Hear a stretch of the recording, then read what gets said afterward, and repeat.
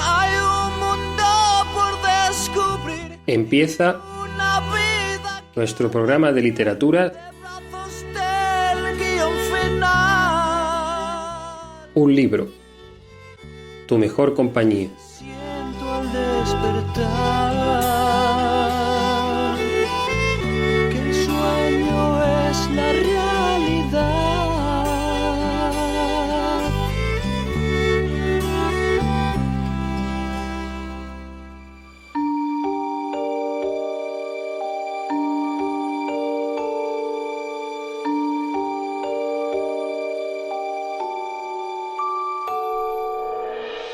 Bienvenidos una quincena más a Un libro, la mejor compañía. Hoy tenemos con nosotros a Ana Cecilia Chávez, nacida en Perú, pero que actualmente reside en Alemania.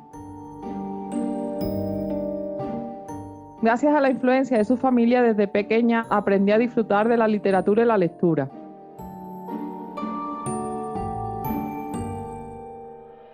Tiene también un gran interés por la historia, conocer otras culturas y lugares, por lo que ha viajado a numerosos lugares.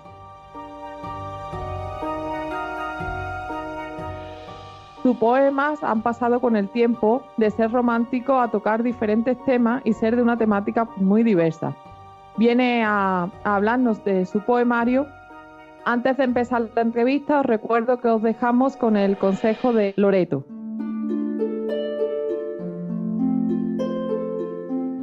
El consejo de Loreto. Hola, buenas tardes, Lola, radio oyentes. Hoy mi consejo para la lectura es un truco narrativo. Es la necesidad de un gancho inicial. La recomendación de iniciar la novela o el relato con una frase gancho. El inicio es algo primordial. Con el comienzo de nuestra historia conseguiremos o no mantener interesado al lector. Tenemos que elegir un buen detonante que mantenga atrapados a nuestros lectores.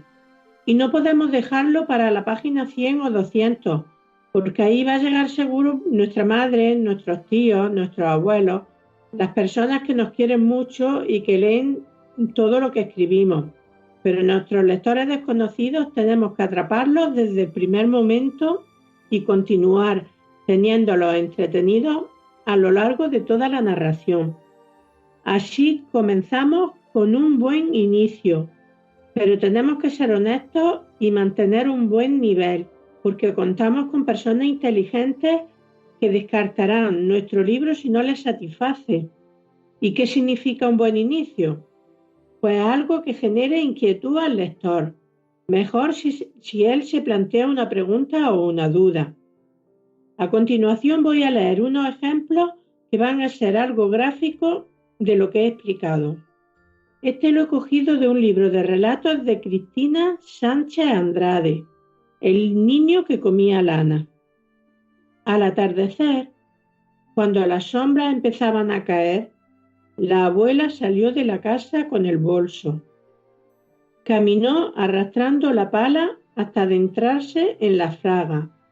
Buscó un claro, palpó el suelo, cavó un hoyo profundo y vertical, se desnudó de pie a cabeza y se enterró hasta la axila. Hasta ahí el párrafo. En el momento en que lo leemos empezamos a preguntarnos por qué hizo esto la abuela y queremos continuar leyendo.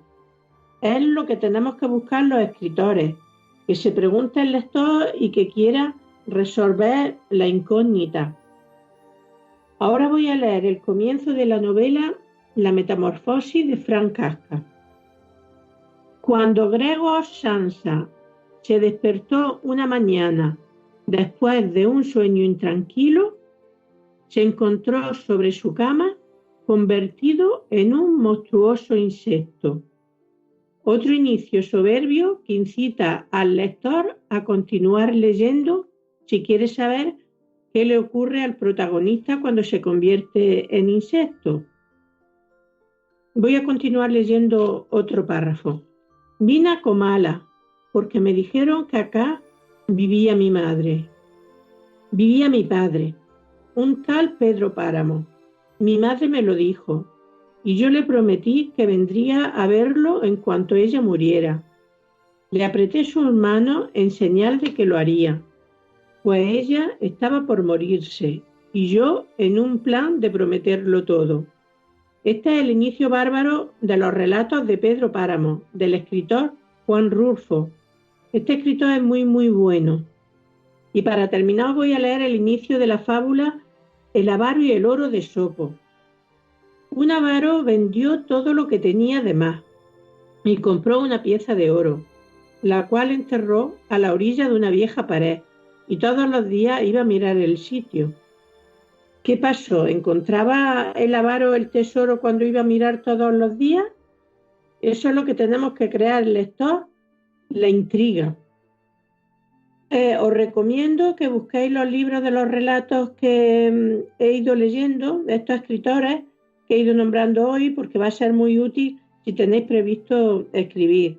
Son sensacionales y además escritores que han sido reconocidos a lo largo del tiempo. Y para terminar también os quiero recomendar mi novela, La señorita Julie, El seso y mermelada de fresa, que podéis encontrarla en Amazon en formato digital. Es fácil de localizar poniendo su nombre, La señorita Julie, El seso y mermelada de fresa. Y a continuación, formato digital. Recordar que podéis poneros en contacto con Loreto y preguntarle lo que queráis sobre su consejo en unlibroalamejor@gmail.com.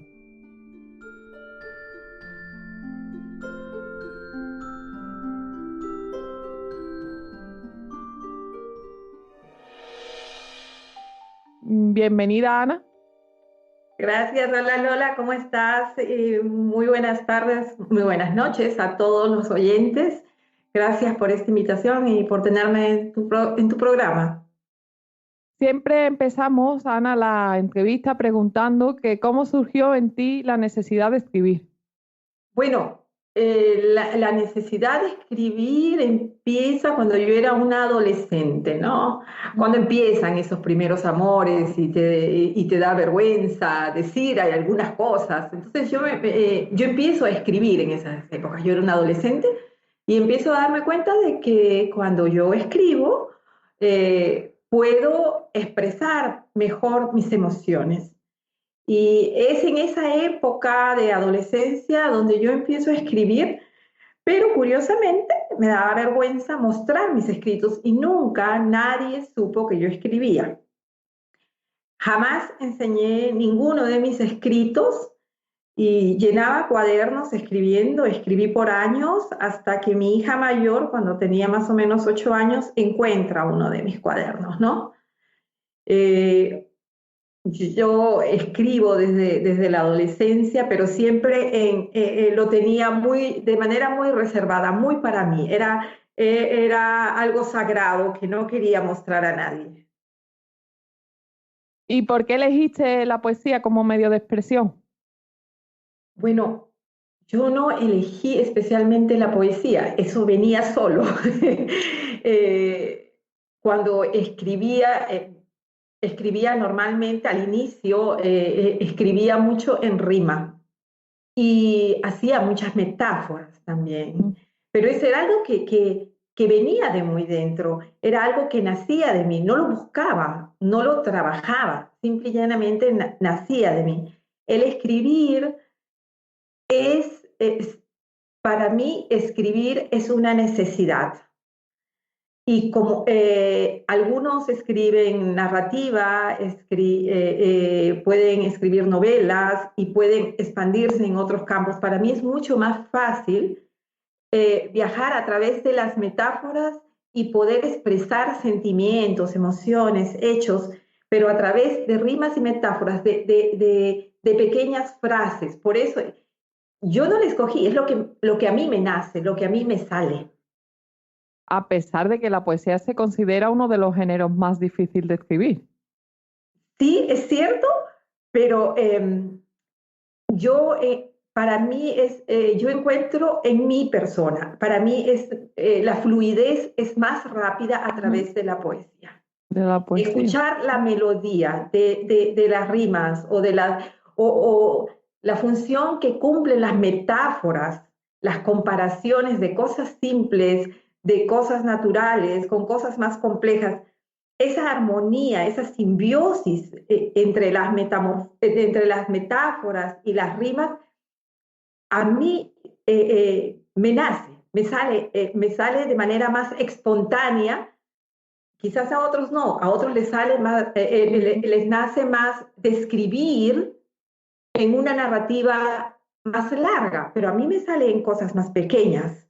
Quizás hay poemas muy pequeños y tengo poemas también que son muy largos, pero esa es mi manera de expresar mi necesidad, ¿no? Mis sentimientos. Y a mí me va mejor con la poesía. He intentado escribir narrativa, pero he hecho que tampoco he publicado, tendría que mejorar y tengo algún... pero a mí me cuesta más la narrativa que la poesía. Es un tema personal, creo.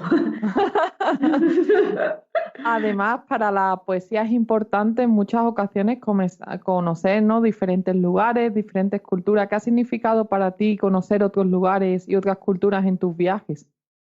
Bueno, sí, yo te había comentado anteriormente que a mí me gustaba mucho viajar. Yo pienso que viajar es enriquecedor. Te abre horizontes. Definitivamente cuando tú lees tienes una apertura de horizontes increíble, pero el viajar es un plus, es un adicional, porque te permite sensibilizar con las culturas.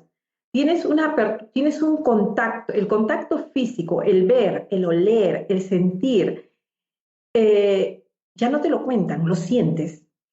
Eso te permite desarrollar más tu sensibilidad, ¿ya? Tu sensibilidad, y te permite tener una apertura tal, esa es mi manera de pensar. Para mí un viaje no necesariamente tiene que ser un viaje de placer, donde vas a la playa y a tomar el sol. Es un viaje a conocer de repente pequeños lugares donde vive la gente de los pueblos, y en qué condiciones viven, y cuáles son sus costumbres, su idiosincrasia, y por qué piensan así, y por qué piensan así. Y ese es un viaje que no solamente te enriquece del momento, porque si vas más allá y lees acerca de la historia, tú tienes un panorama mucho más grande de la esencia del ser humano. Por eso pienso yo que tanto viajar y conocer te da una apertura que te permite después volcar todo lo que tú llegas a conocer. En mi caso, algunos al que pinta lo va a volcar de repente a través de una pintura, ¿no? Va a volcar esa emoción, ese rescate de sensaciones o de conocimiento que encuentre en cada viaje. De repente el pintor lo va a pintar. Yo, como escribo, yo lo voy a escribir. Entonces yo pienso que el conocer distintos lugares, distintas culturas, distintas idiosincrasias, permite es una gran fuente de inspiración, ¿ya? Y te enriquece el alma y la mente, ¿no? Y eso es algo que se queda en ti, que tú lo puedes desarrollar de distintas formas, ¿no? Además, a ti también te enriqueció, digamos, que tu familia, ¿no?, que te ayudó a tener un gran amor por la literatura. ¿Quiénes fueron tus influencias dentro de la familia? Dentro de mi familia fueron mi padre y mi abuelo.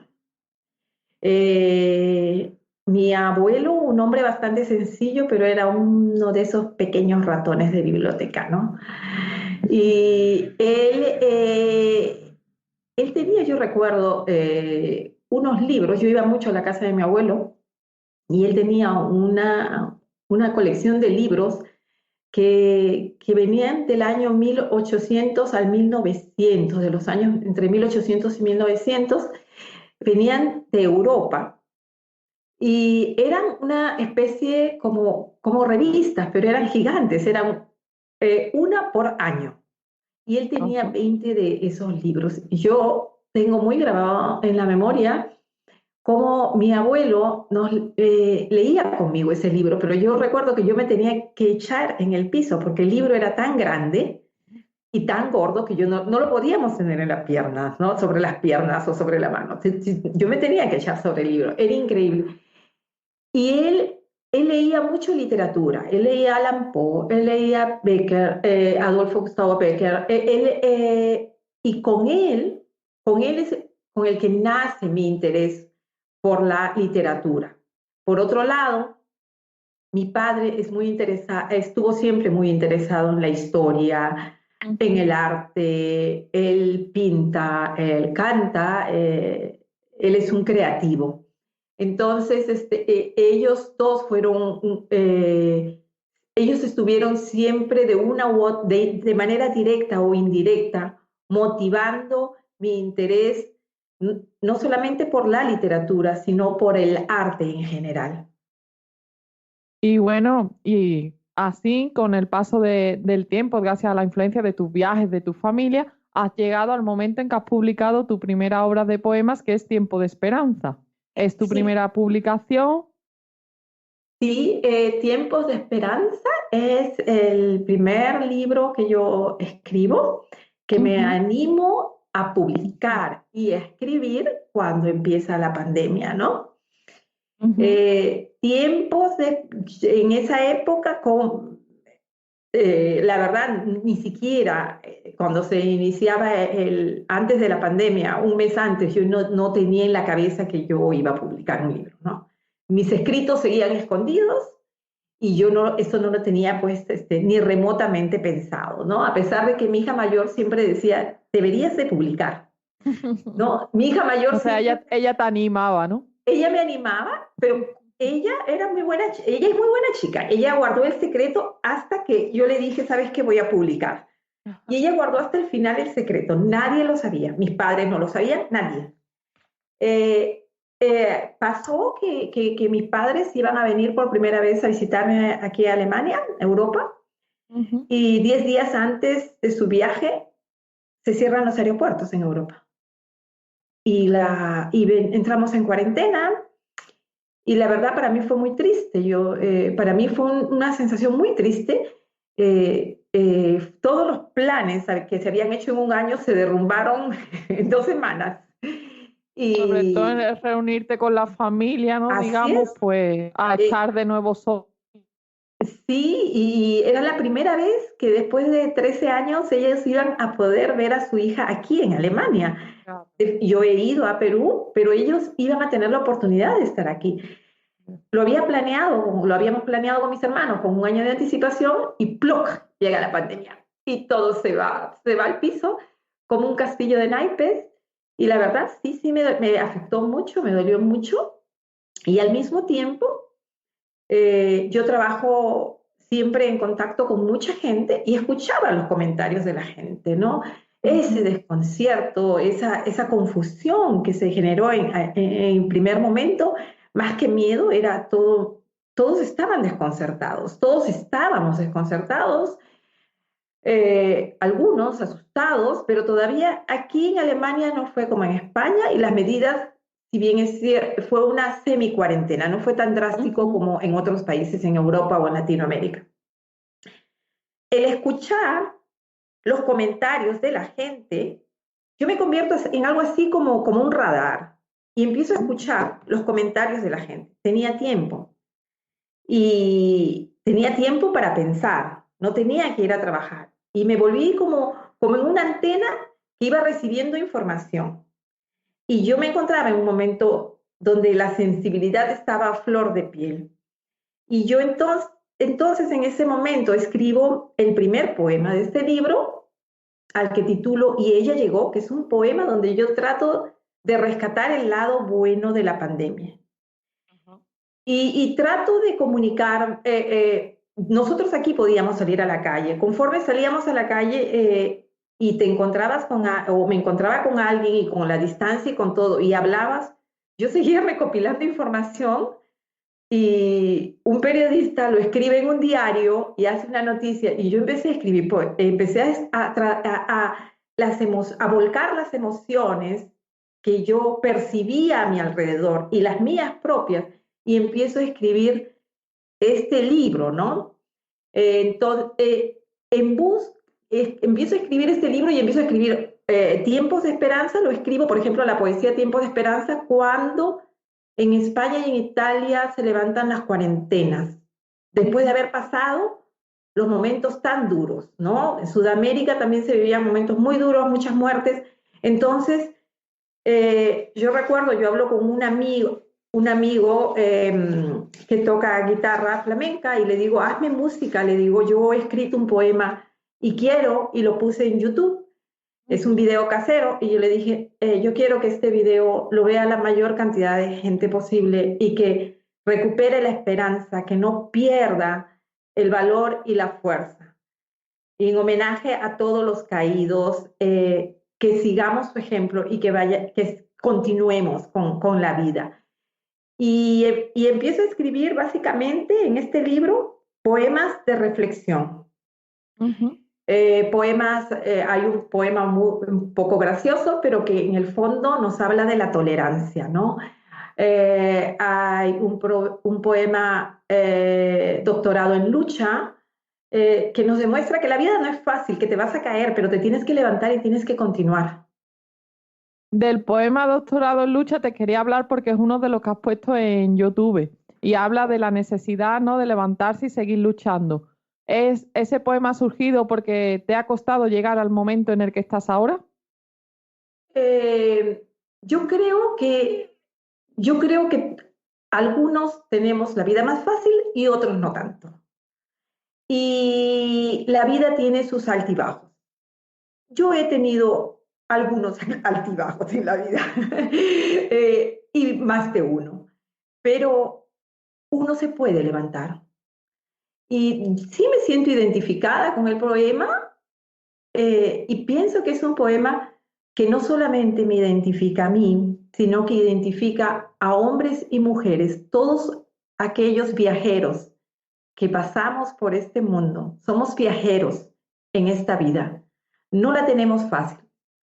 Todos vamos a luchar en la medida de los problemas o las dificultades que nos presente la vida.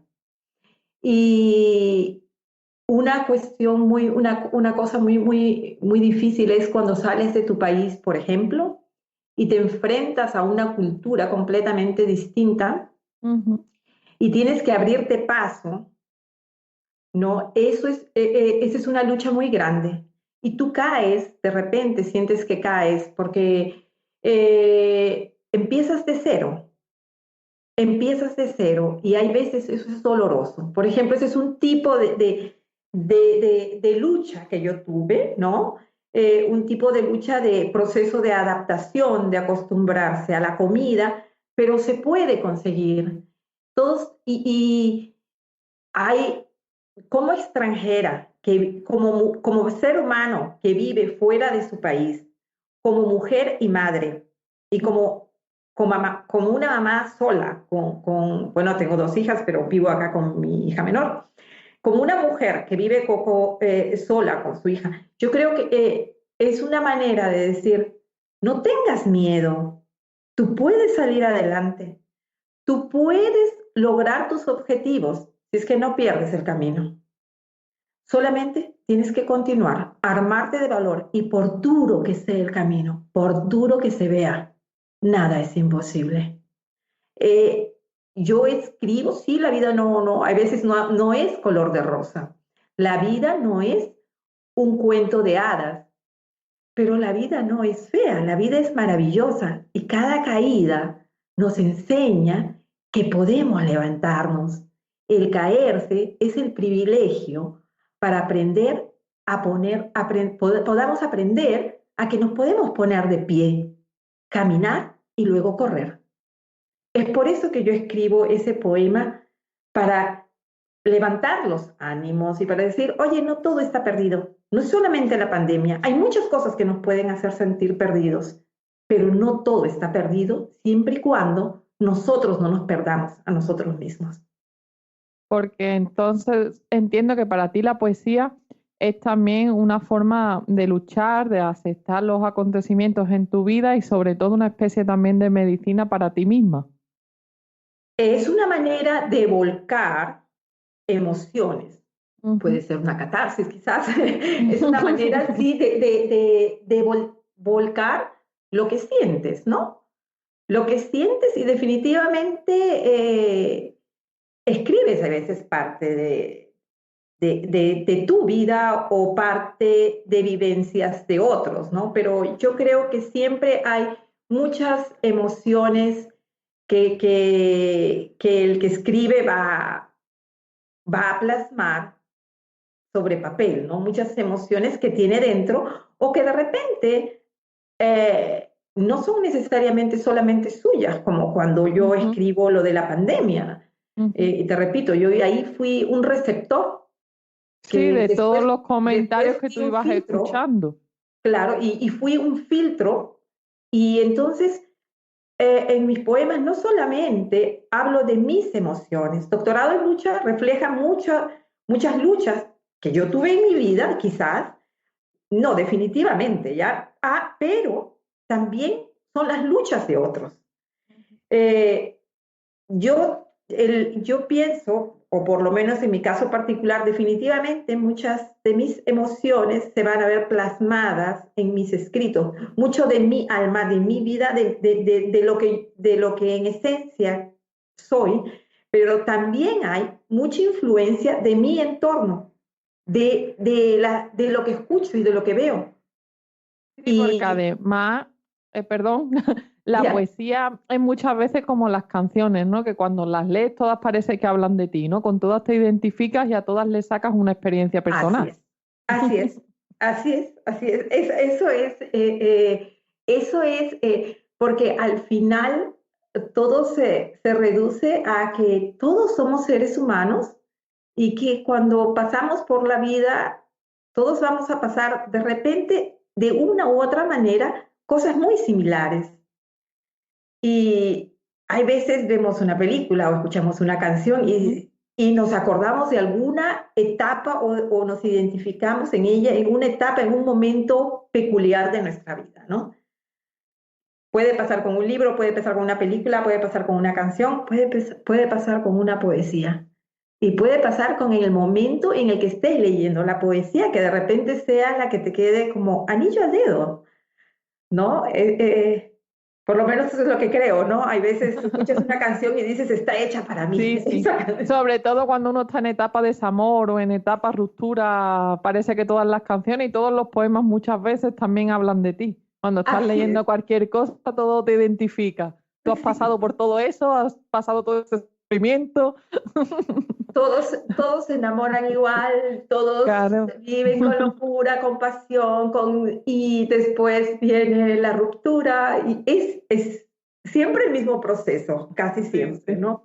Entonces, definitivamente te vas a ver identificado, ¿no? Te vas a ver identificado, involucrado, y hay veces tomamos una poesía o una canción como nuestra preferida, porque de repente fue un momento nos identifica y nos recuerda tanto un momento que fue, que marcó nuestras vidas. Entonces, se queda impregnado en nosotros, ¿no? O la canción, o la poesía, o el libro, o hay veces también la pintura, ¿no? Sí. Que la ves y dices, wow, me recuerda, no sé, al amor de mi vida, cuando me fui de viaje. Todo depende, pienso también del momento en el que llegue la poesía, la canción a la persona. Depende del momento, ¿no? Del momento que esté atravesando, ¿no? Del momento que esté viviendo. Sí, pues con la poesía pasa también con la lectura, ¿no? Que hay libros que lo lees en un momento en el que no estás receptivo con ese tipo de lectura o lo que sea y dices tú, no puedo. Y sin embargo lo coges unos años después lo que sea y dices, qué maravilla, lo que he descubierto, ¿no? Es como, lo miras, con la pintura también pasa, lo miras con otros ojos totalmente diferentes, la madurez, la vida, pues todo eso afecta muchas veces también cómo recibimos el arte. Así es, todo tiene un momento. Una de las cosas que yo aprendí en la vida, todo tiene su momento. Nada es fortuito y los años nos enseñan, las vivencias, buenas y malas, nos enseñan. Y ellas nos dan la sabiduría y la capacidad de entendimiento, ¿no? A veces no estamos preparados, no es el momento, pero cuando estemos preparados vamos a entender, vamos a tener mayor apertura, ¿no? Y hay veces es también la experiencia que estamos viviendo, ¿no? Por lo menos creo que eso es. Y bueno, la poesía, tampoco todos son muy abiertos a la poesía, ¿no? Algunos consideran que siempre es un poco complicado o Sí, difícil de entender, la poesía. ¿no? En ese sentido, yo trato de escribir de manera bastante simple, para que todos puedan entenderlo, ¿no? Yo trato de que se escriba de escribir con un lenguaje sencillo, claro, para que pueda invitar al entendimiento y a continuar con la lectura. Pues entonces vamos a ir cerrando un poco la entrevista con qué tipo de poemas se va a encontrar el lector, aunque ya más o menos nos ha contestado, ¿no? Experiencias de la pandemia, poemas cortos y largos, sencillos, pero bueno, cuéntanos un poco más, o descríbenos cómo describirías tú tu poesía, para que los oyentes pues se hagan una idea. Yo la describiría como es un estilo moderno, sencillo. Hay, por lo menos en Tiempos de Esperanza, encuentran mucho poesía reflexiva. Es Tiempos de Esperanza, los poemas que contienen, por ejemplo, este libro, ¿ya? Particularmente Tiempos de Esperanza. Son poemas motivadores, son un amigo, son un bálsamo que te quiere acompañar en los momentos difíciles, que te quiere consolar, te quiere animar a continuar, que te quiere abrazar a través de sus páginas y darte amor. Eso es Tiempos de Esperanza. El tipo de poesía que yo escribo, tengo de todo un poco. En este libro son más reflexiones, hay 2 o 3 que tienen algo de amor y otra un poquito, pero no mucho. Es una poesía sencilla, simple, vanguardista, moderna. Utilizo muchas rimas. Utilizo muchas rimas y metáforas en mi poesía, ¿no? Eso es lo que yo te puedo decir. Yo estoy, no quiero poner fecha, pero yo estoy preparando un segundo libro, pero este segundo libro va a ser un poco distinto, ¿ya? Va a tener poesía de amor, ¿ya?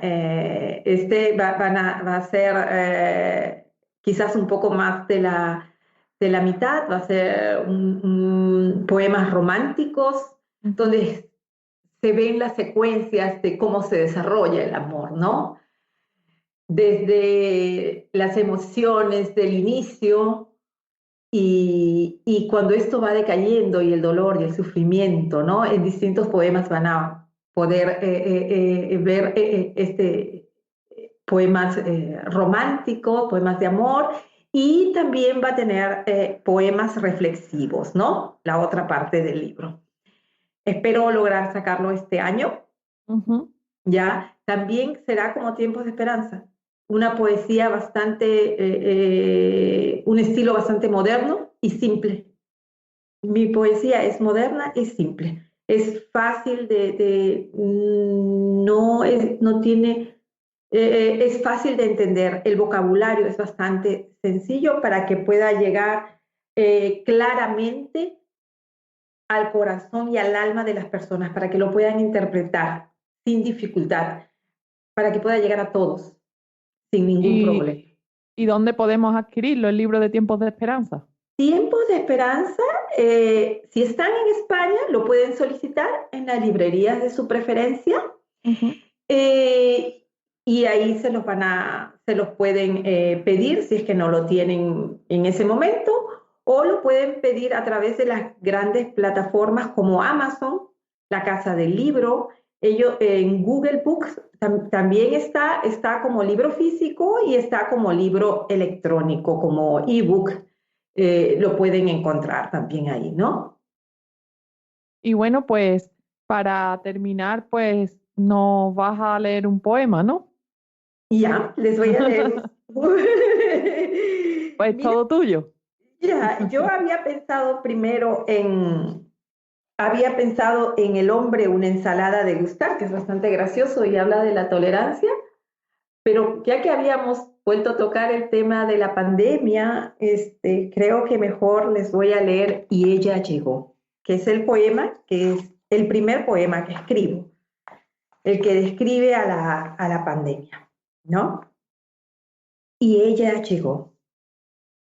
La pandemia llegó y a todos nos azotó. Cayó el rico y el pobre lo acompañó. Esta vez la igualdad fue cruel, pero llegó y sin distinción alguna a todos nos cogió. Todos sintieron el temor y la desazón. Vieron juntos un futuro incierto y quizás sin color. Junto a ella la cuarentena llegó y consigo trajo un regalo envuelto con escondido resplandor. Al inicio la humanidad se quejó, pues este regalo no lo vio. Pero luego el humano tuvo tiempo y pensó. Las familias se unieron y compartieron juntas por obligación. Revivieron el calor y el amor que el correr del día a día con un velo se los tapó. El hombre entendió que en este mundo no vale el yo, que no importa la etiqueta que él mismo se colocó. La solidaridad se convirtió en su motor y la reflexión llegó a su corazón. El egocentrismo en la cuarentena se perdió y el nosotros unidos apareció. A flote salió el hombre sin título ni jerarquía mayor. Y cuando todos el mismo peso y valor tuvieron en cuerpo y corazón, entonces el corazón escuchó el grito que la naturaleza emitió, que le decía con enérgica voz: solo un átomo sos vos. Y así, esta nueva experiencia en un tiempo interesante se convirtió, donde el mensaje fue parte de nuestra evolución y la amabilidad y el reconocimiento al prójimo llegó.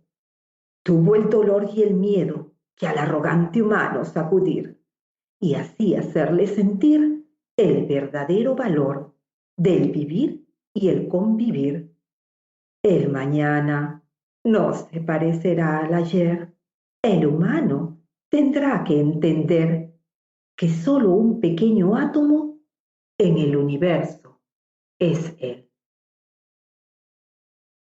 Muchísimas gracias, Ana, por acompañarnos y por estar aquí. Gracias, Lola, por la invitación. Espero que les haya gustado la poesía y nuevamente muchas gracias por la oportunidad de difundir el arte y la cultura.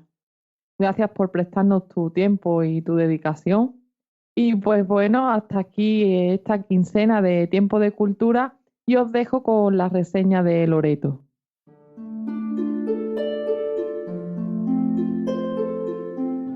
La reseña literaria de Loreto. Hola, buenas tardes, Lola, radioyentes. Hoy en el espacio de literatura voy a hablar de la novela Corazón tan blanco de Javier María. En esta novela, el autor utiliza el mismo modus operandi que en la mayoría de sus obras. Buen conocedor de las técnicas narrativas, tiene un principio soberbio para enganchar al lector, pero en 40 o 50 páginas el libro pierde fuerza y no la recupera hasta el final, que es donde estalla toda la trama.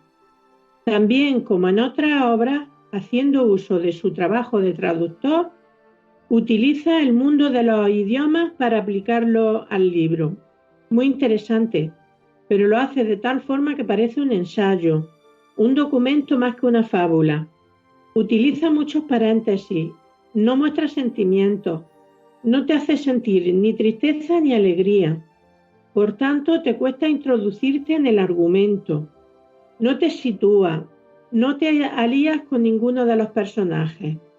Inicia las historias, algunas de ellas interesantísimas, pero no las cierra, no concreta, divaga, pero no siempre sobre temas atractivos, sino que a veces lo hace sobre cuestiones vacías y haciendo juegos de palabras absurdos y surrealistas. Voy a citar textualmente: ¿lo coge o no lo coge? ¿Lo mastica o no lo mastica? ¿Se lo traga o no se lo traga? Y así un vocabulario laberíntico, repetitivo, donde sobran muchas páginas. El protagonista, Juan Ram, que prefiere no escuchar, es obsesivo, triste, pesimista, te lleva a la angustia. Se casa y al momento desmonta el matrimonio contradiciéndose. Habla de las mujeres con desapego, describe a la mujer como un agujero. Voy a leer un párrafo del libro. Custór Di hijo miraba todavía hacia arriba, el rostro alzado, la mancha blanca vuelta hacia el cielo oscuro. A pesar del alero, la lluvia se la golpeaba, gotas sobre las mejillas, quizás mezcladas con sudor, con lágrimas. La gota de lluvia que va cayendo desde el alero siempre en el mismo punto, cuya tierra va ablandándose hasta ser penetrada y hacerse un agujero, y tal vez conducto, como el de Berta, que había sido visto y grabado, y el de Luisa, en el que había permanecido tan solo, unos minutos antes. No solamente se palpa esta frialdad en esta descripción, narra el asesinato de su esposa y lo justifica, saliendo impune de él, edulcorándolo. Para mí no ha aportado gran cosa a mi persona ni a mi alma. Echa balones fuera, no asume. No obstante, recomiendo leerlo, puesto que el libro nace con cada persona nueva que lo lee. Para los cinéfilos tengo que decir que ha tratado con varios directores para llevar a la gran pantalla este libro Corazón tan blanco y Mañana en la batalla piensa en mí. Pero finalmente no hubo acuerdo porque suele ser muy exigente en la adaptación de sus libros. Este libro, la editorial es Alfaguara y la fecha de publicación es el 2011. Es un libro medio, no recuerdo exactamente las páginas, pero sobre unas 200 y algo. Y ahora para terminar voy a leer un poema de mi poemario Amores y más amores. Tengo los labios sellados. Tengo los labios sellados, mi corazón enjuto, mis sentimientos secos. Luces ausentes del alba lloran la pena de tu ausencia y marcan los pasos de mi cansina agonía. A golpes de corazón indican el camino de mi calvario. Maldito el día, maldita la tarde, maldita la noche, maldita. Malditas tus manos que tomaron mi cuerpo, tus ojos que miraron los míos, tus labios que cantaron mi nombre, tu dulce voz, tu dulce boca, tú, dulce, y giro. Y todo me devuelve a ti, a tu risa, a tu boca, a ti, y te repites en mi cabeza como la canción de la radio, como piar de pájaro, como la brisa que trae tu esencia, como el hormigueo de mi piel cuando cae tu mano. Y vuelve y nace la duda, y vuelve, herida de muerte, impregnada de ti, luchando por el olvido, sin vuelta atrás, un adiós de hojas de rosas de caramelo, de mis manos a un cofre de flores. Oh, tristeza infinita, oh, tu boca sin fin, oh, constancia eterna. Bueno, también para terminar, os quiero recomendar de nuevo mi novela La señorita Julie, El seso y mermelada de fresa, que podéis encontrarla en Amazon. Es muy fácil de localizar, solamente poniendo La señorita Julie, El seso y mermelada de fresa y a continuación formato digital. Bueno, Lola, te doy paso. Pues nada, hasta aquí un libro La mejor compañía. Nos vemos en 15 días.